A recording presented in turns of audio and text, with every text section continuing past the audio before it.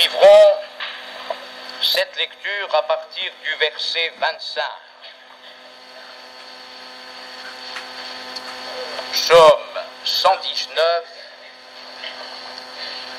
nous suivons la lecture à partir du verset 25.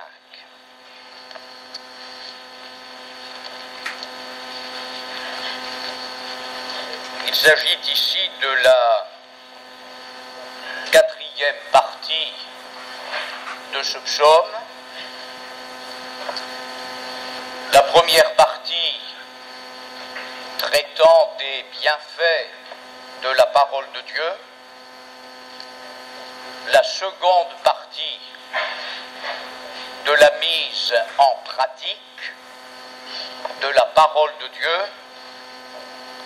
La troisième partie de l'aide que le psalmiste réclame dans la difficulté. Et cette quatrième partie qui est aussi marquée par la prière est davantage une prière adressée à Dieu pour être préservé spirituellement. Pourrions dire que c'est une prière pour le réveil de l'esprit et de l'âme. J'ai déjà eu l'occasion de dire qu'il était infiniment regrettable que dans nos réunions de prière, la plupart des prières se limitent aux choses de la terre, se limitent au corps. Comme si le peuple de Dieu ne savait plus qu'il ne sert à rien à un être humain de gagner le monde entier s'il perd son âme. Comme si le peuple de Dieu ignorait cette loi instituée par Jésus-Christ, recherchait premièrement le royaume et la justice. Comme si nous ne savions pas que nous devons rechercher la paix et la sanctification sans laquelle nul ne verra le Seigneur. C'est déjà une prouesse que dans la prière nous nous souvenions des autres, parce que ce n'est pas dans la nature de l'être humain que de s'intéresser au sort des autres, mais que nous limitions nos rapports avec Dieu à des histoires de rhume, de grippe et que sais-je encore, c'est un peu primaire. Et il faudrait que le niveau de nos prières s'élève et que nous comprenions que nous serions peut-être mieux exaucés concernant les choses qui doivent être données en plus si nous recherchions premièrement le royaume et la justice de Dieu. 119, 25. Mon âme est attachée à la poussière, rends-moi la vie selon ta parole. Je raconte mes voies et tu m'exauces, enseigne-moi tes statuts. Fais-moi comprendre la voie de tes ordonnances et je méditerai sur tes merveilles. Mon âme pleure de chagrin. Relève-moi selon ta parole. Éloigne de moi la voie du mensonge et accorde-moi la grâce de suivre ta loi. Je choisis la voie de la vérité. Je place tes lois sous mes yeux. Je m'attache à tes préceptes. Éternel, ne me rends point confus. Je cours dans la voie de tes commandements, car tu élargis mon cœur. Mon âme est attachée à la poussière.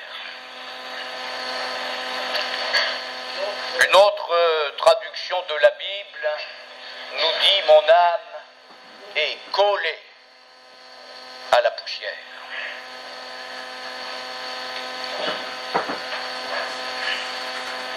L'Ecclésiaste nous invite à nous souvenir de notre Créateur, jusqu'à ce que le corps retourne à la poussière d'où il a été tiré et que l'esprit s'en aille vers Dieu qu'il a donné. Mon âme est attachée, mon âme est collée à la poussière, signifie que cette âme qui devrait aimer Dieu, cette âme qui devrait vivre pour Dieu, en est arrivée à s'attacher aux choses de la terre au point d'être collée à elle. Mon âme est attachée à la poussière. Dans son épître aux Philippiens, au chapitre 3 et au verset 15, nous suivons une lecture dans cette lettre de Paul. Philippiens, chapitre 3, verset 15.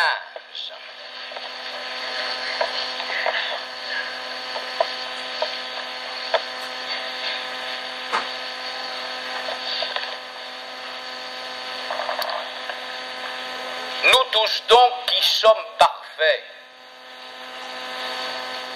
non pas impeccables, mais nous tous qui faisons l'expérience d'une croissance normale. C'est ça la perfection dont parle ici ce texte. Nous tous, donc qui sommes parfaits, ayons cette même pensée.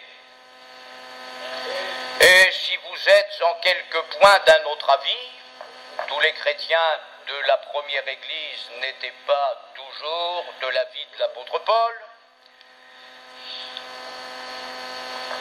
Et si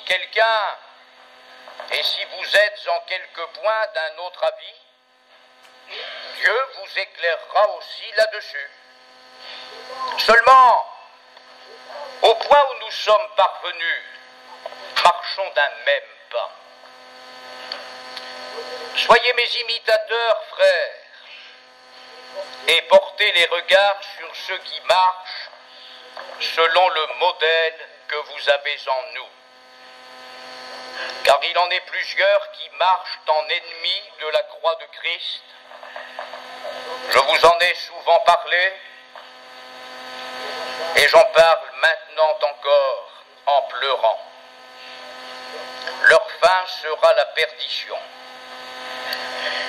Ils ont pour Dieu leur ventre, ils mettent leur gloire dans ce qui fait leur honte, ils ne pensent qu'aux choses de la terre, leur âme est collée à la poussière. Ils ne pensent qu'aux choses de la terre.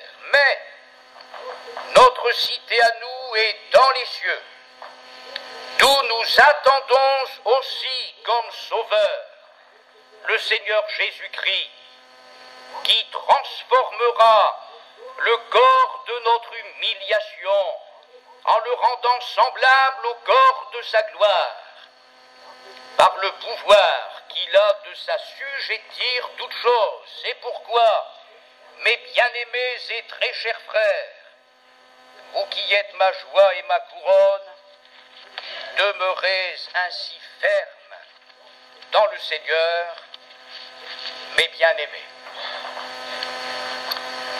Sur qui l'apôtre Paul pleurait-il? Sur ceux qui avaient pour Dieu leur ventre, sur ceux qui mettaient leur gloire dans ce qui fait leur honte, sur ceux qui ne pensaient qu'aux choses de la terre.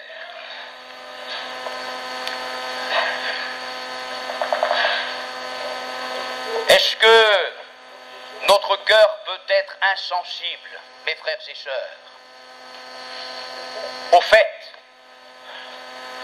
que Noël, au fil des siècles, soit devenue la fête la plus païenne de l'année.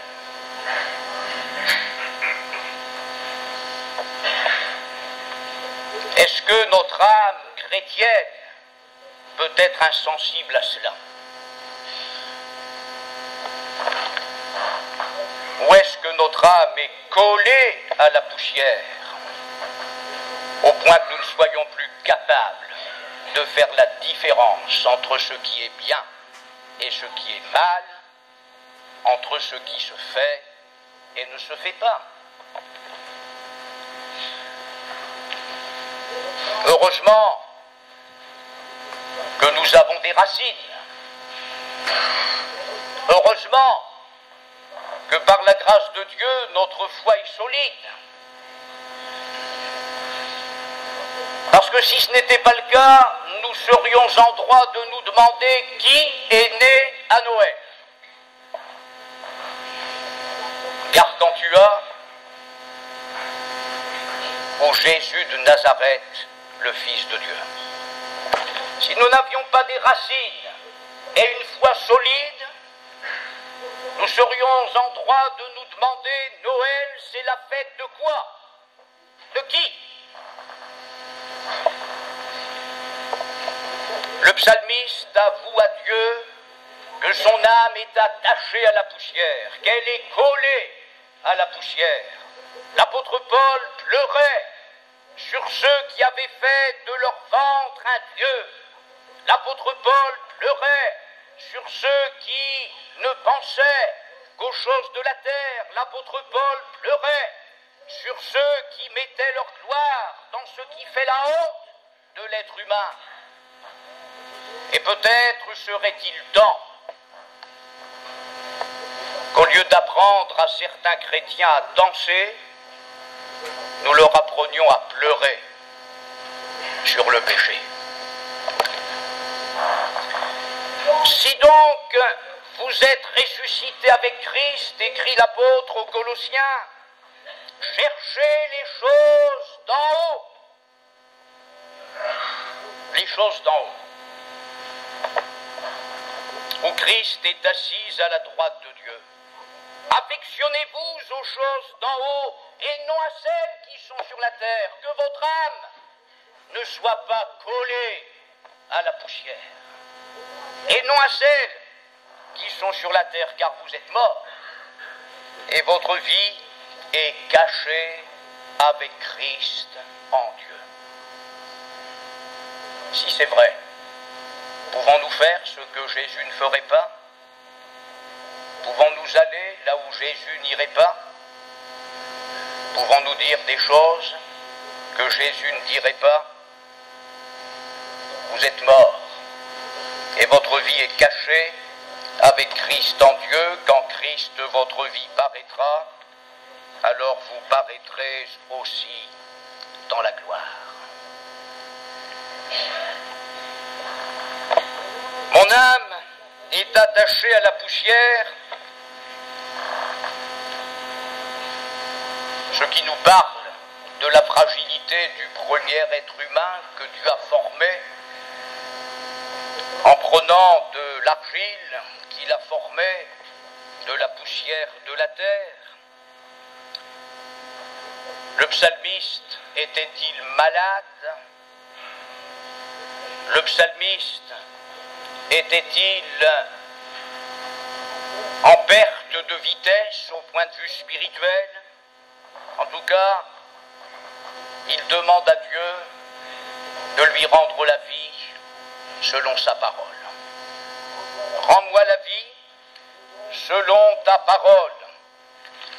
Et c'est le roi David, l'homme selon le cœur de Dieu, qui adressait à Dieu cette prière dans un autre psaume. Ne nous rendras-tu pas à la vie, afin que ton peuple se réjouisse en toi? Ne nous rendras-tu pas à la vie, afin que ton peuple se réjouisse en toi? Ce qui va apporter la joie dans le cœur de chaque chrétien, ce qui va apporter la joie dans chaque foyer chrétien, ce qui va apporter la joie dans l'Église de Jésus-Christ, c'est un nouveau souffle de vie spirituelle. Ne viendras-tu pas, Seigneur, nous rendre à la vie, afin que ton peuple se réjouisse en toi. Rends-moi la vie selon ta parole. Les disciples d'Emmaüs, qui étaient dans une phase d'incrédulité, de découragement, de désespoir, dirent ceci: notre cœur ne brûlait-il pas au-dedans de nous lorsqu'il nous expliquait les Écritures? Notre cœur ne brûlait-il pas? Si nous voulons que Dieu réchauffe notre cœur, si nous voulons que Dieu fasse vivre notre cœur, il est prêt à le faire par sa parole. Amen. Alors perdons nos illusions. Si notre cœur se ferme à la parole, il n'y a pas d'autre possibilité pour Dieu de nous rendre la vie.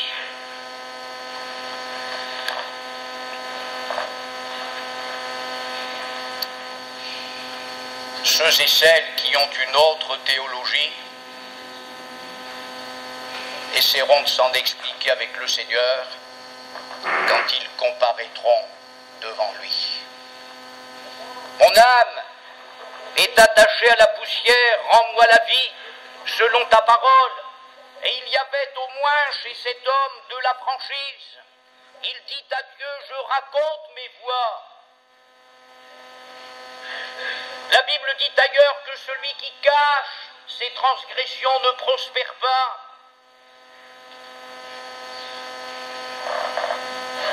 La Bible dit que c'est celui qui avoue ses transgressions qui obtient miséricorde. Pourquoi essayer d'appeler blanc ce qui est noir? Pourquoi essayer d'appeler bien ce qui est mal? Il vaudrait mieux que nous racontions nos voies au Seigneur.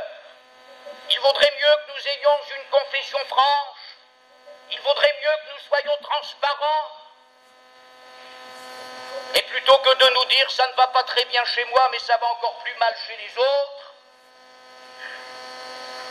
ferions mieux de dire « Seigneur, voilà l'homme que je suis. Voilà la femme que je suis. Voilà le jeune homme que je suis. Voilà la jeune fille que je suis.